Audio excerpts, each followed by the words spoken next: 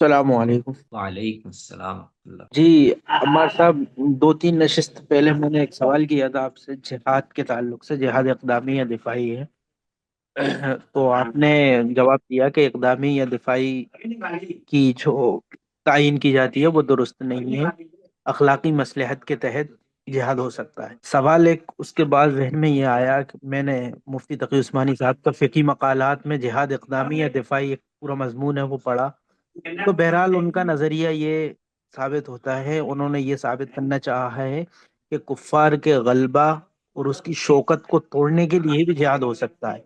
यानी सिर्फ इस मसलहत के तहत भी अगर मुस्लिम हुकूमत चाहे तो वो जिहाद कर सकती है। तो ये इस ताल्लुक से आप क्या कहेंगे कि ये भी अखलाकी मसलहत में शुमार कर सकते हैं?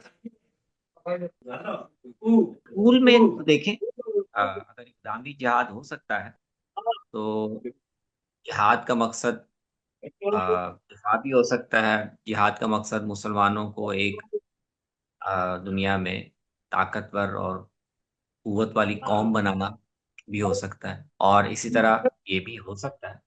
उसूलन इसमें कोई माने नहीं है कि अगर मुसलमानों के वजूद को या इस्लाम को जिस मकसद के लिए ये उम्मत खड़ी की गई है उसमें अगर कुफार का या उनकी कौमों का गलबा या सियासी ताकत वो हाइल है, वो इस्लाम की दावत और इबलाग में एक हकीकी या एक पोटेंशियल रुकावट बन रही है, तो उसूलन तो मेरे ख्याल में ये ठीक है, ये वजह बन सकती है। लेकिन अब जब आप इतलाक में जाएंगे तो आप फिर आपको देखना होगा कि आप किस दौर में हैं।